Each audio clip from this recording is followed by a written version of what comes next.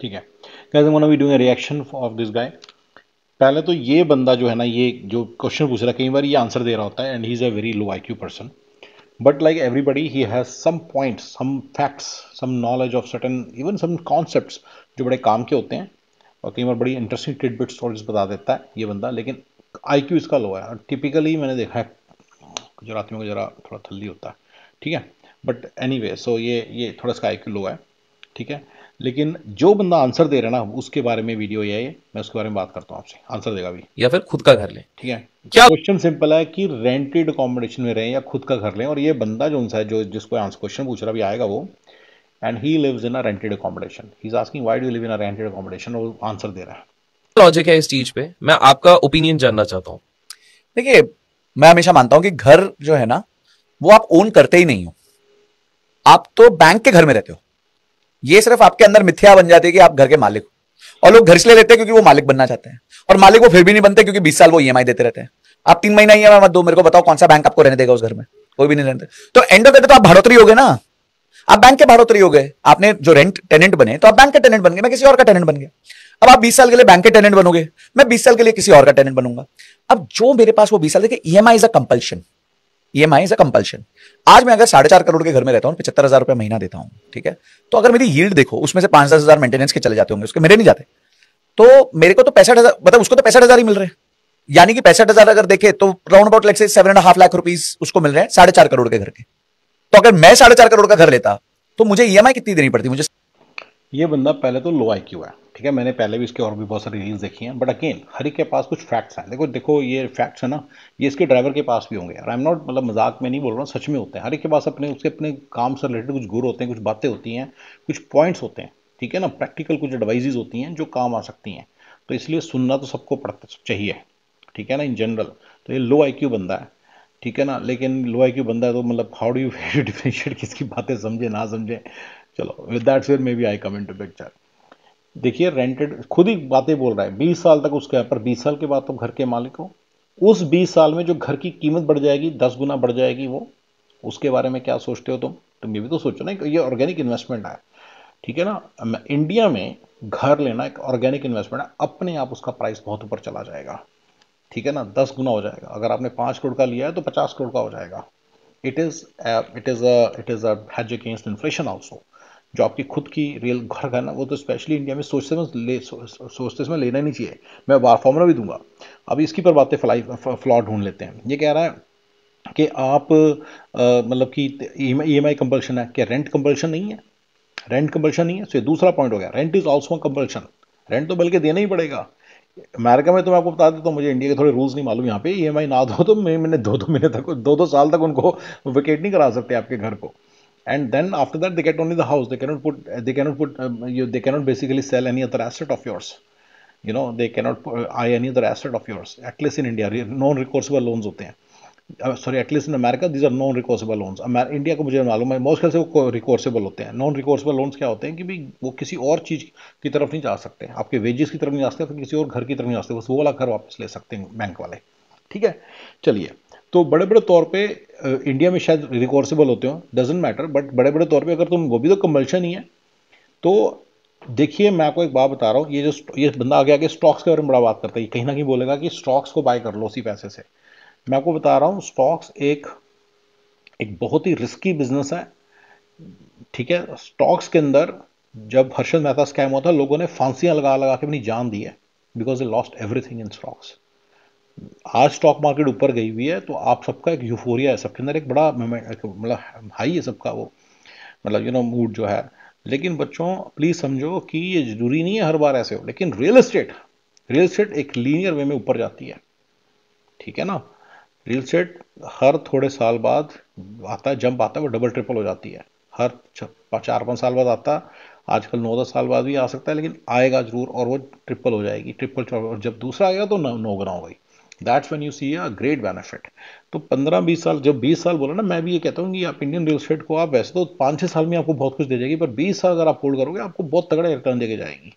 तो इसलिए आप इस बात को समझ लो, और ये बड़ी तगड़ी ऑर्गेनिक इन्वेस्टमेंट है जो कि very can not go wrong. And अब सबसे बड़ी चीज़ पे आते हैं जो मेरे लिए बड़ा इंपॉर्टेंट है। घर तो एक शान है, आप घर आपकी एक इज्जत है। आप ये थोड़ी कह सकते हो अगर बंदा बोले कि यार, अब जैसे बंदा, इसकी एक इज्जत है, अब एक सर्टन कपड़े भी इसने पहने हुए हैं, अगर ये बिल्कुल ही बेइज्जती वाले भिखारियों वाले कपड़े पहन ले, तो फिर वो मतलब कर सकता है कि यार पैसे लग रहे हैं, इस पैसे को तुम सिप बना लो या स्कोर्ट्स में डाल दो, इसकी कोई ईएमआई बना दो, नहीं कर सकता ना। तो घर, ठीक है, कपड़ों के प्राइस में और घर के प्राइस में बड़ा फर्क है, लेकिन ब्रदर, घर एक शान भी है। घर आप रहोगे तो आपको पता नहीं, जो इज्जत मिलती है आपको उसका अंदाजा नहीं है अभी। ये बंदा बातें तो कर रहा है। और अच्छा, मैंने एक स्ट्रेटेजी बताई हुई है कि अगर आप शुरू के 10-15 साल 12 साल, जब तक अभी बच्चे बुच्चे नहीं होते, थोड़े बच्चे, then you need to move to your own house, but अगर किराए के फ्लैट में रह लो और अपने पैसों से प्लॉट ले लो। मैंने कई लोगों को स्ट्रेटेजी बताई है कि प्लॉट लेते रहो, बस एक भी कंस्ट्रक्शन ना हुई उसके ऊपर, because you then you may make errors. तो I don't want get into that कि ये इतनी कंस्ट्रक्शन हुई, उतनी हुई है, बस अब कंस्ट्रक्शन हुई ना हुई हो तो बस वो वाला प्लॉट ले लो। यू कैनॉट गो रॉन्ग, ठीक है ना। तो यू कैनॉट गो रॉन्ग। अगर आप एग्रीकल्चरल लैंड लेते हो, आपको संभाल नहीं आती, तो you cannot go wrong at all. वो 10 साल के अंदर ही बस 10-15 गुना हो जाएगी, ठीक है ना। इंडिया में इस तरह से बढ़ते हैं प्राइसेस लैंड के एंड प्लॉट्स के। इस, I am not kidding, every single time ये मैंने देखा है। 30 साल पहले भी हमारे मेरे फ्रेंड के फादर थे जो कहते हैं मैं 15, उस वो अभी 85 साल के हैं, कहते हैं मैं 15-20 साल की उम्र से ये नोट कर रहा हूँ, 60 से ट्रेंड नोट कर रहा हूँ कि लैंड और इसके प्राइसेस ऊपर जाते जाते हैं इंडिया में। तो इसलिए you can not go wrong at all. ये एक ऐसी चीज़ है, बाय द वे 20 साल की बात करें ना, प्रॉपर्टी 10 गुना हो जाएगी। और अगर आप नहीं लेंगे तो आपके हाथ से निकल जाएगी। इसके साथ शायद ये ऐसे हुआ है। अब ये प्रॉपर्टी ले नहीं सकता। अभी 4 करोड़ की बात कर रहा है कि मैं 4 करोड़ के घर में रहता हूँ। बॉम्बे में 4 करोड़ में कौन सा घर आता है? 4 करोड़ में तो इंडिया में नहीं आता, चंडीगढ़ में नहीं आता अब। तो ये बिल्कुल मुझे लगता है he has been left out of this whole journey. तो ये इसलिए इस तरह की बातें कर रहा है। तो बिल्कुल ये भूल जाओ कि ये मेरे को लगता है बिल्कुल, ये मेरे ख्याल से बिल्कुल ही गलत कह रहा है। एंड इसकी बात मत सुनो, ठीक है ना। आप, मैंने आपको थोड़ा सा एक फॉर्मूला बताया, उसको फॉलो कर लो, तो that is the best you can do अगर आपको स्टिल रेंटल घर में रहना है। लेकिन आपको प्लॉट जरूर लेने हैं। सारे पैसों से प्लॉट लेते रहो आप, you will not go wrong. आप सारे पैसों से स्टॉक लेते रहोगे, इसकी बात मानोगे तो जरूरी नहीं है आपके पैसे में। ऑल्दो स्टॉक्स में भी सब तरह तरह की इन्वेस्टमेंट्स हैं, मैं उसके अंदर फेवर में हूँ, मैं स्ट्रैटेजीज बताता रहता हूँ, ऑर्गेनिक स्ट्रैटेजीज हैं। इसी तरह से, यानी कि स्लो एंड ग्रेजुअली आपको रिजल्ट देंगे। आप ये सोचोगे मैं आज लगाऊंगा कल पैसे मिलेंगे, वो नहीं है। मैंने आपको सारा बताया इसी के अंदर जो और अगर आप रियल एस्टेट ले लेते हो इंडिया में, इन इंडिया रियल एस्टेट को बाय करना is a very good organic investment and you can not go wrong at all, right. घर के पास लेना, जहाँ पे भी रहते उसके आसपास लेना, ज़्यादा दूर मत लेना। एंड छोटी सी बातें, प्लॉट लेना अनकंस्ट्रक्टेड लेना, लैंड भी चलेगी, एग्रीकल्चर लैंड तो बेस्ट है, लेकिन उसको आपको संभालना आना चाहिए। मैंने सारी बातें बोली हैं, but you can not go to wrong, but it's only for दोस्त जो वहाँ पे रहते हैं। अगर आप एनआरआई हो, कहीं दूर रहते हो, फिर नहीं, ठीक है ना। मैंने बीच में एक दिन कभी दुबई की प्रॉपर्टी से किया था कंपैरिजन, उसको आप जरूर देखना, उसको समझने की कोशिश करना। अगर आप गुड़गांव रहते हो तो आप गुड़गांव में लो, कोई टेंशन नहीं है। मैंने कहीं पे भी ये नहीं बोला कि मत ही लो, बिल्कुल। दुबई की प्रॉपर्टी से कंपैरिजन किया था। दुबई की प्रॉपर्टी में देखो अप्स एंड डाउन आ सकते हैं, तो वो थोड़ा सा ठीक है, उसको आप देख लेना थोड़ा सा कैसे समझना। लेकिन बड़े बड़े तौर पे आई कैन टेल यू कि आपको प्रॉपर्टी लेनी है इंडिया में। अपना घर, हाँ अपना घर लेते इसमें तो नो ब्रेनर, मतलब नो ब्रेनर इन्वेस्टमेंट। आपने जितनी जल्दी हो सके ले लेना। मैंने खुद अपनी लाइफ में बड़ी इस तरह की गलतियाँ की थी जब टाइम था।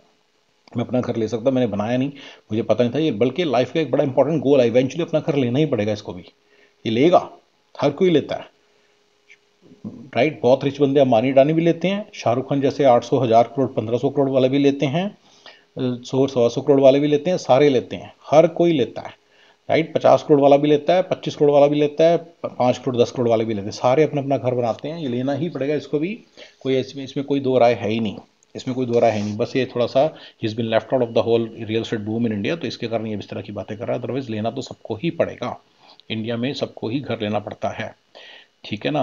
तो मैंने बल्कि अभी एक फॉर्मूला दिया हुआ है आपको, चलो फॉर्मूला देता हूँ कि आप जब नए नए कमाने स्टार्ट करो, 2021-22 में अर्न करने स्टार्ट करे हो, तो आप अपनी 70-80% सैलरी, क्योंकि आपकी सैलरी बढ़ेगी, एक्सपोनेंशियली बढ़ेगी। अगर आप आपकी सैलरी 15 लाख का पैकेज है तो कल कोई 25, 30, 35, 50, 60, 70 का होगा। और फिर आपकी वाइफ आने वाली है, जब आपकी वाइफ आ जाएगी आपकी सैलरी वैसे ही डबल हो जाएगी।